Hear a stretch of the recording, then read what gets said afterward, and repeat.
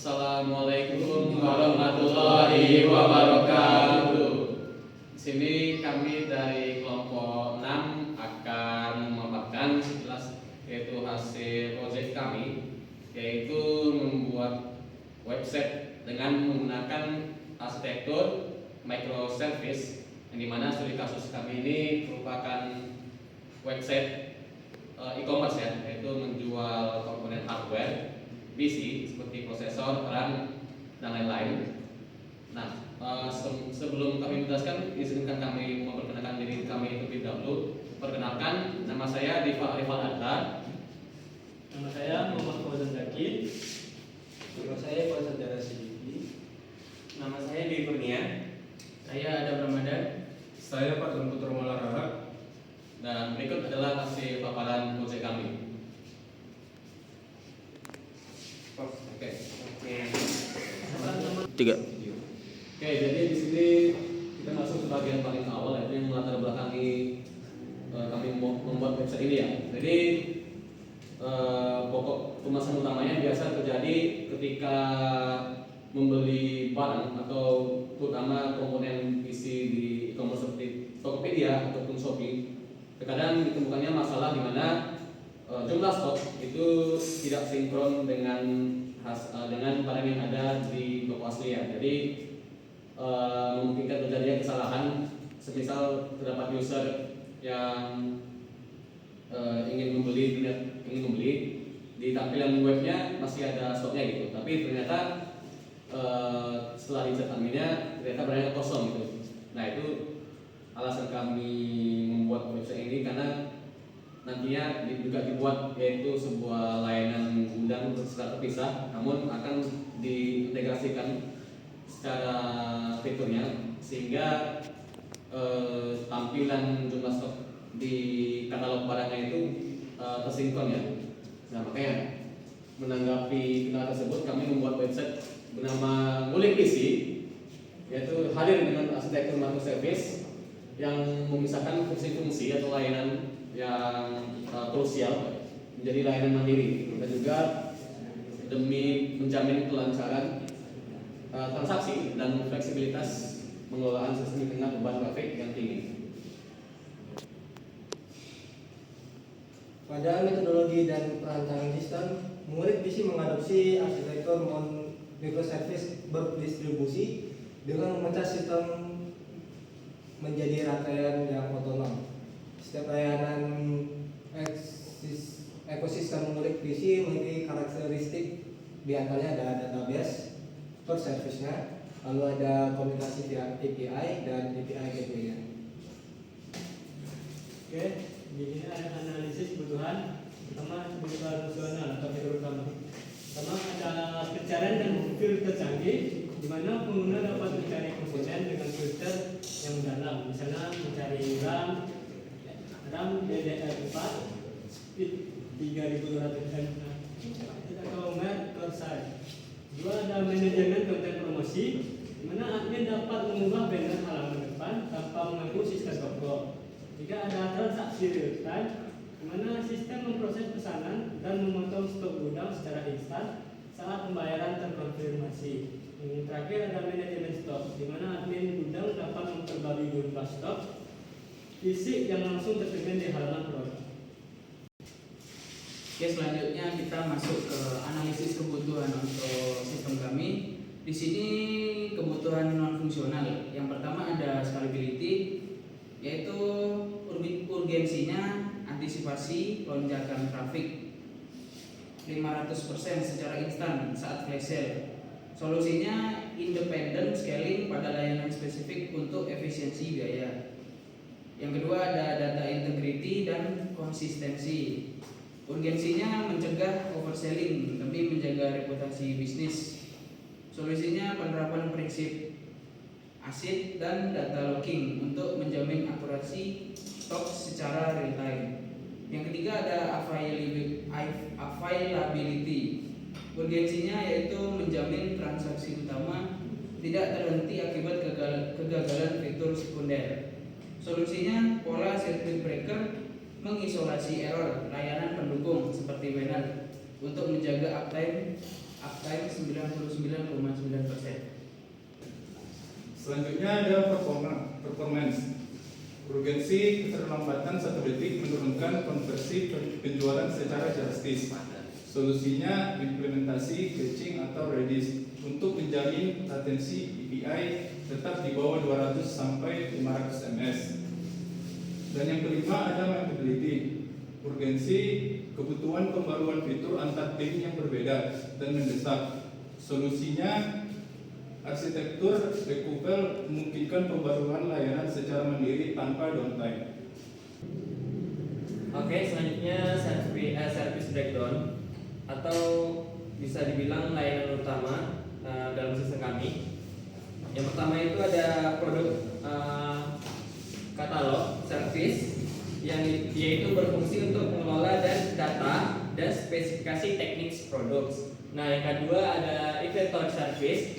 Nah, di sini tugasnya itu untuk mengatur dan memantau ketersediaan stok barang secara real time. Yang ketiga ada order service. Order service ini menangani proses pemesanan checkout hingga transaksi pengguna. Selain itu terdapat juga konten manajemen service yang mengelola konten non produk seperti banner dan informasi website. Yang terakhir ada out atau user service, yaitu kegunaannya berperan dalam autentikasi dan otorisasi serta pengelolaan data profil pengguna. Oke, jadi setelah kami menjelaskan terkait kurang lebih poin-poin yang melatar belakangi masalah proyek kami ini, di sini izinkan saya untuk mendemonstrasikan bagaimana seperti bagian microservice-nya, seperti diletak bagaimananya aja dan bagaimana fungsinya dan apa aja bedanya dengan arsitektur lain, gitu, terutama mungkin dengan monolitik. Jadi, oke, jadi di sini ya bagian pertama.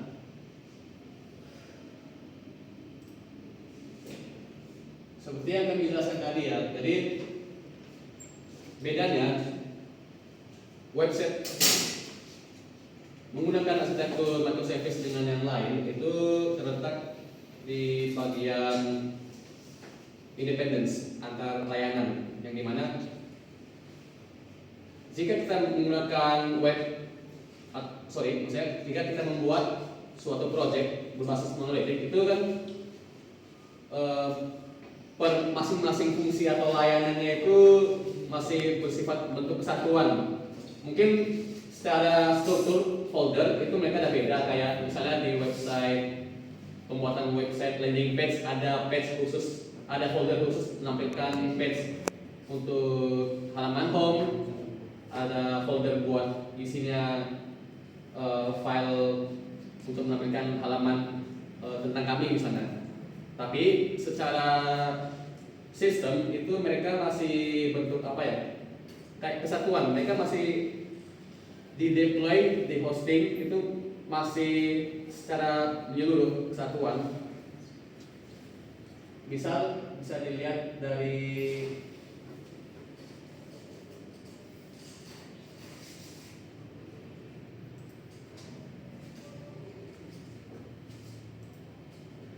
seperti ini contohnya. Jadi apa ya? Mungkin secara bentuk file mereka emang udah dibedakan sebagai header, index, lagi. Tapi mereka ini masih bentuk dalam satu stack, satu code base itu. Yang dimana itu masih bergerak dengan hanya satu database. Jadi untuk maintenance dalam jangka panjang itu tentunya akan merepotkan, karena jika kita ingin mengurus satu fitur, maka otomatis itu kan harus men-shutdown apanya ya, websitenya gitu. Nah itu otomatis websitenya mati, nggak dapat digunakan gitu. Nah makanya sekarang kita menggunakan arsitektur microservice untuk dalam hal fleksibilitas dalam pembuatan proyek yang skala besar. Nah kurang lebih seperti ini struktur program kami ya.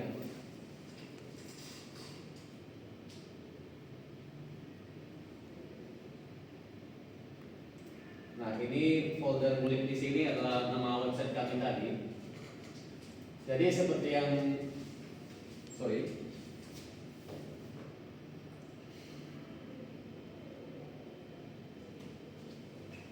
seperti yang dijelaskan tadi, itu kan per masing-masing service itu independen, yang dimana mereka hidup secara masing-masing. Berarti dalam artian mereka per masing-masing fitur atau layanan ada database sendiri. Contoh seperti ini kami telah membedakan ya struktur folder. Nah, di sini kami menggunakan 5 service, yaitu 5 service utama sebagai penumpang website-nya, yaitu ada service buat autentikasi user, ada service produk katalog, ada service buat content management service, terus ada service buat nge-handle jumlah stok gudang, sama service buat nge-handle yang berbasis orderan transaksi pembayaran dari user, agar masing-masing fungsi tersebut tidak dapat diganggu gugat. Semisal kami ingin memaintenance-nya lebih di dalam waktu yang jangka lama gitu. Nah, karena ini masing-masing fiturnya terpisah secara mandiri, dalam artian mereka berarti itu masing-masing fiturnya di deploy secara terpisah. Berarti masing-masing service itu ada database sendiri. Nah, bisa dilihat pada manajemen adminnya ya. Seperti yang saya bilang tadi ya, ada database buat user, ada database buat produk, database buat isi konten website, ada database buat handle gudang, dan ada juga database buat handle orderan, berbasis orderan seperti transaksi pembayaran dari user dan lain-lain. Nah, ini membedakan dari arsitektur yang monolitik ya. Jadi perbedaan antara microservice dengan monolitik, yang dimana monolitik itu masih semua fitur yang masih bentuk satu kesatuan dengan bersumber satu database ya sebagai media penyimpanan mereka. Nah, di sini kita pecah belah gitu sesuai namanya, microservice, memecah layanan dari lebih kecil dengan mereka hidup secara masing-masing. Gunanya agar ketika melakukan maintenance dalam jangka panjang dan misal ada sistem error di salah satu fitur, misalnya di salah satu fitur di produk misalnya. Nah, kita cukup mematikan fitur khusus produknya aja gitu. Kita mematikan service khusus produknya aja. Tapi yang lain enggak. Jadi websitenya masih bisa berjalan. Nah, kalau monolitik itu kebalik, malah mati semua kan. Misalnya mau memperbaiki service produk. Nah, itu tentu kalau misalnya urgent banget nih, pengen dimatiin. Nah, itu otomatis kalau dimatiin ya mati semua gitu. Karena kan masih satu database ya. Nah, ini banyak. Nah, jadi ini secara struktural ya. Nah, bagaimana cara mereka berinteraksi? Karena kan sejak mereka hidup masing-masing kan tentu mereka harus adanya yang menjembatani mereka agar berkomunikasi satu sama lain antara service. Nah, kita menggunakan yaitu API namanya. API itu secara singkatnya cara mereka berkomunikasi antar aplikasi layanannya gitu dengan satu sama lain. Jadi di sini di proyek kami telah menyediakan satu API sentralnya sebagai induknya gitu. Nah, di dalam sini. Nah, sejak mereka hidup masing-masing itu kan apa ya? Perlu adanya pengalamatan khusus agar mereka bisa saling berinteraksi. Jadi di dalam folder API Gateway ini terdiri dari macam-macam, menyediakan berbagai apa ya, kode layanan yang akan digunakan di dalam websitenya. Semisal untuk kode bahasanya si fitur user. Nah ini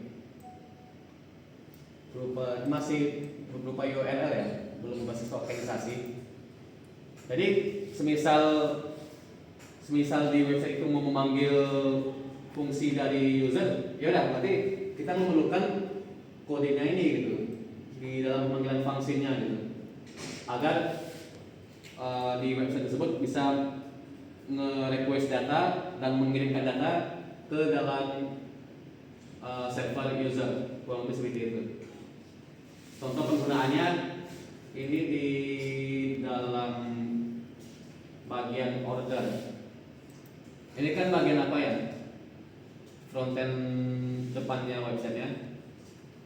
Kurang lebih seperti ini. Nah, di sini. Di setiap page atau di setiap file halamannya itu ada memanggil kata kunci API di sini. Nah, ini nih fungsinya apa? Jadi buat ngambil ya, get katanya. Rupanya misalnya ketika melakukan order, aku ingin nge-request data nih ke dalam service order. Berarti kita perlu manggil set variasi order gitu. Ingin ngelihat data apa aja situ. Nah, sini dipanggil lah kode API-nya gitu. Jadi kalau misalnya mau meneliti kan itu tinggal apa ya? Tinggal ngasih alamat tujuan page-nya gitu. Tapi di sini kita manggilnya berbasis kode API yang dimana itu tuh nggak bisa diganggu gugat oleh fitur lain dengan menerapkan apa ya? Low public equation, dimana masing-masing fitur itu ada fungsi tersendiri dan meminimalisir terjadinya saling kebergantungan antar function satu service dengan yang lain. Nah, misalnya ini website kami.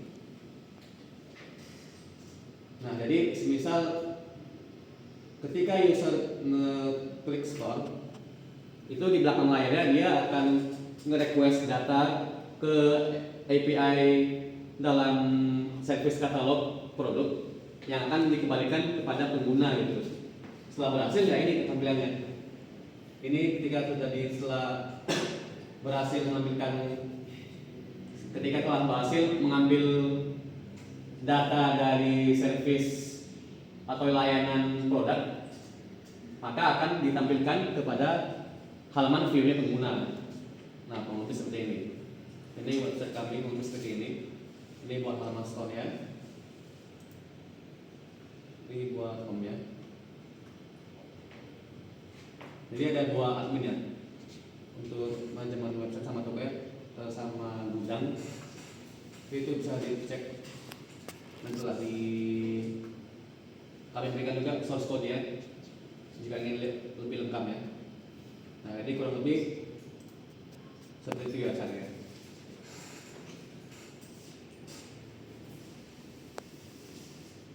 Oke, mungkin cukup sekian demonstrasi dari saya terkait bagian mananya itu microservice-nya. Mungkin kalau ada yang salah mungkin mohon maaf ya. Saya masih belajar juga.